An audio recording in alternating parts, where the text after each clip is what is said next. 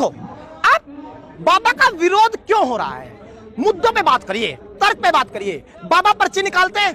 अरे निकालते हैं कि नहीं? बिल्कुल निकालते। अगर बाबा भविष्य की पर्ची निकालते हैं तो बाबा देशद्रोही हैं। बताता हूं कैसे।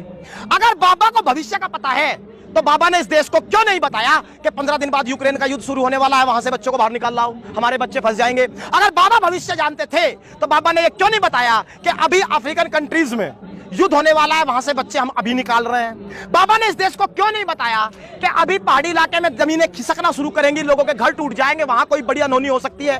क्या बाबा जानते हुए भी इस देश का नुकसान चाहते हैं? क्या बाबा जानते हुए भी चाहते हैं कि भारत पर प्रलय आ जाए और भारत पर लोग इस तरीके से नुकसान सहें? अगर वो चाहते हैं तो वो देशद्रोही। क्या अंधविश्वास फैला रहे हैं, पाखंड फैला रहे हैं वो देश में? भाई दो बातें हैं, अगर उनको पता है तो वो बताते क्यों नहीं, और अगर पता नहीं तो फिर ये पाखंड कहीं का। दूसरी बड़ी बात और है जो वो इंपॉर्टेंट बात बता रहा हूं। इस देश में एक बदलाव देखा गया बिहार में ही पिछले एक हफ्ते के अंदर कि एक बाबा की गाड़ी ड्राइविंग भी एक चुना हुआ प्रतिनिधि कर रहा है जो संवैधानिक पद पर बैठा है। एक सांसद दिल्ली से गए। मेरा डर यह है कि यही लोग, प्रधानमंत्री को शामिल करके बोल रहा हूं, यही लोग आसाराम की चौखट पर भी जयकारा लगाया करते थे, यही लोग राम रहीम की चौखट पर भी जयकारा लगाया करते थे। जब उस व्यक्ति को इतना सर पे बैठा दिया, उसने इसी चीज का फायदा उठा करके हमारी बेटियों के साथ अपमान किया। मुझे डर है कि इस बाबा को भी कहीं ऐसी जगह ले जाकर तो नहीं बैठा देंगे कि कल इसकी भी कोई पर्ची निकल करके आए और इस आदमी के भी यही कुकर्म इस देश को देखने को मिले। किसी व्यक्ति को राष्ट्र से बड़ा और संविधान से बड़ा जब राजनीति अपने घिनौनी कीचड़ के अंतर्गत बनाने लगती है तो वो देश के लिए खतरा बन जाता है। बाबा इलाज करते हैं, अगर बाबा इलाज करते तो कर देते इस दुनिया की सबसे बड़ी महामारी कोरोना का इलाज। इस देश ने लाखों लोग उस बीमारी में खो दिए। नाम नहीं ले रहे कि डर है किसका? बाबा का। अरे बाबा का नाम भी लेंगे, अभी तो शुरुआत हुई है। थोड़े से आंकड़े सुनो, नाम भी आएगा और वो मुकाम भी आएगा, इंतजार करिए। मैं आपसे ये कह रहा हूं कि धीरेन्द्र शास्त्री जिसको आप बाबा कह रहे हैं, मैं तो मान नहीं रहा हूं, क्योंकि बाबा सब त्याग का होता है जी, धर्म गुरु हैं। सवाल यही है कि धर्म गुरु तो वो भी है। एक अयोध्या से हमने 3 और संत देखे, ये कह रहे हैं कि हम तो यौन हिंसा के साथ खड़े हैं, ब्रजभूषण के समर्थन में बैठ जाएंगे। कपड़े पहनने से व्यक्ति धर्मगुरु नहीं बनता, त्याग से व्यक्ति धर्मगुरु बनता है। इस देश की सांस्कृतिक मूल्यों पर चलकर धर्मगुरु बनता है। हिंदू राष्ट्र क्या धर्मगुरु बनने की पहचान है? आप भारत को रोंद देना चाहते हैं, आप भारत की खूबसूरती को रोंद देना चाहते हैं, तो ऐसी धर्मगुरुता को क्या करेंगे? ओढ़ेंगे के बिछाएंगे? देखिए, योगी जी इस देश के राष्ट्रपिता नहीं है। योगी जी सूबे के मुख्यमंत्री हैं। एक सूबे का मुख्यमंत्री अगर कोई बयान दे भी दे तो इससे वो हिंदुस्तान का बयान पहचान नहीं बन जाता।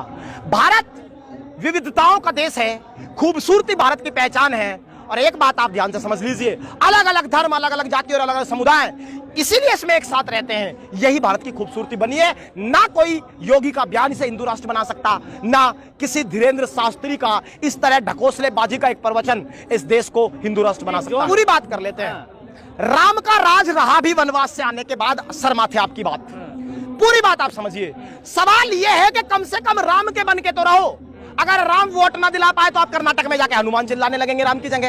ये तरीका चलेगा नहीं। ये देश राम और हनुमान को दिलों में बसाए घूमता है, तिलक धारण कर करके इस देश के मुद्दों की बात करता है। अब राम और हनुमान संकट मोचक बनेंगे, वो वोट मोचक नहीं बनेंगे। तो अब हनुमान का नाम, जिस तरीके से हनुमान ने बजरंग दल को छोड़ करके मुद्दे दल को समर्थन और आशीर्वाद दे दिया, ये बात इस बात की पहचान है कि इस देश को अब मुद्दों की बात करनी है। ये देश इस तरह की बातों में उलझना नहीं चाहता। लेकिन जो इसका मतलब बिहार की धरती से इस देश के संविधान को तिलांजलि दी गई है। सवाल यही है कि जिस व्यक्ति को इस देश के संविधान का कोई ज्ञान ना हो, कानून का सम्मान ना हो, हिंदू राष्ट्र की, हिंदुस्तान की इतनी विविधताओं का, इतने अलग अलग रंगों की कोई पहचान ना हो, अगर इस तरह की बातें कोई आदमी पागलपन में आके करेगा, उसका क्या ही तर्क है? इससे पहले ये तर्क ओढ़े गए हैं। सुनिए आप मेरी बात। पाखंड फैलाना, अंधविश्वास फैलाना गैर कानूनी है और महाराष्ट्र में इस पर कार्रवाई की बात भी हुई थी, अगर आपको प्रकरण याद हो। लेकिन एक बात आप समझ लीजिए, जब आप पाखंड को धर्म की चादर ओढ़ के फैलाने लगे तो आर्टिकल नंबर 15 और 16 के बाद आर्टिकल नंबर 17 और 18 से गुजरते हुए title, abolition of title, untouchability, तमाम बातों को तिलांजलि देने के बाद इस देश में आदमी धर्म की स्वतंत्रता का अधिकार को आड़े रख देता है। बात समझ में आई? और उसी धर्म की स्वतंत्रता का इस्तेमाल करके बाबा ये भजन सजा रहे हैं, ये प्रवचन सजा रहे हैं। तो इसका क्या प्रभाव पड़ेगा देश पर? इसका कोई प्रभाव नहीं। एक बात आप समझ लीजिए, चाहे बाबा कितना ही प्रवचन क्यों न दे ले, आदमी अगर उसकी बात मान भी लेता है ना, तो घर आने के बाद अपना बेरोजगार बेटा नजर आता है। छोटी बच्ची को जब दूध नहीं मिल पाता, महंगाई में पैसा घर में नहीं होता, तो उसे रोती हुई बिलखती बच्ची नजर आती है। और वोट वो कर्नाटक में इन मुद्दों पर करता है, किसी बाबा के प्रवचन पर तो नहीं। ऐसे बाप देखिए, देश में जो अभी नजर आ रहा है वो ये नजर आ रहा है कि जो बहुत ज्यादा पढ़ा लिखा आदमी है वो तो बन जाता है IAS IPS, जो उससे कम पढ़ा लिखा आदमी है वो बनने ही करता है बिल्कुल कोशिश नेता, और जो बिल्कुल अनपढ़ है वो बन जाता है बाबा। देश अभी इस तर्क पे आगे बढ़ रहा है।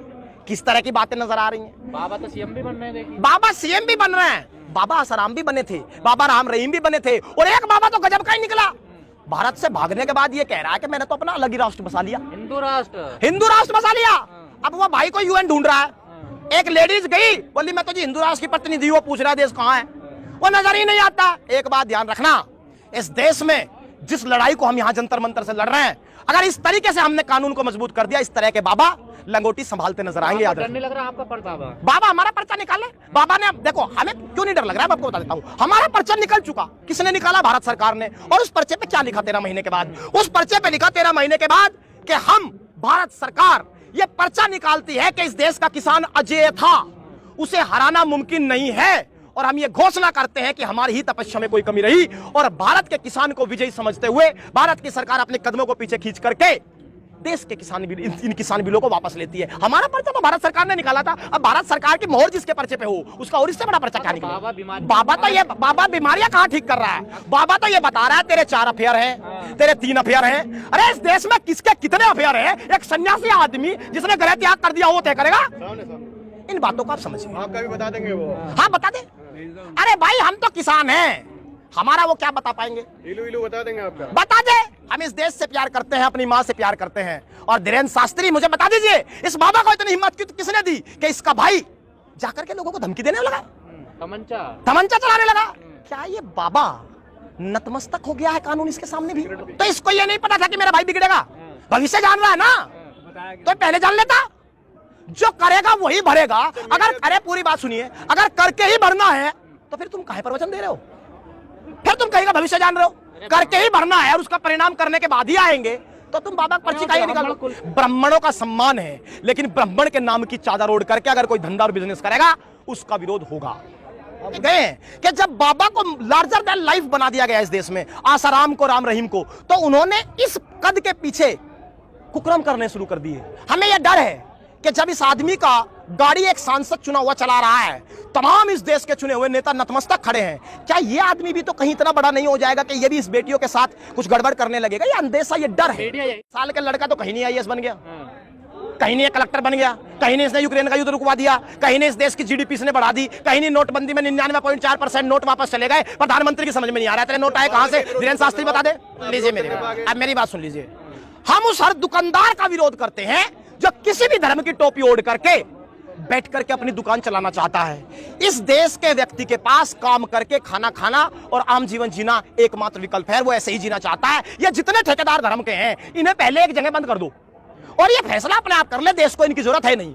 देश प्यार से रहना चाहता है, देश एक साथ रहना चाहता है। मुसलमानों बात को समझ लीजिए। दिवाली में अली बसे, राम बसे रमजान, हर हाथ तिरंगा लहराए, ऐसा हो हिंदुस्तान। तो ये बात समझ लीजिए, दिवाली में अली आता है और रमजान में राम आता है। यही भारत की पहचान है और यही रहेगी। अगर बाबा भविष्य जानते हैं तो यूक्रेन का युद्ध रुकवा देते, इन बच्चों को बचा लेते।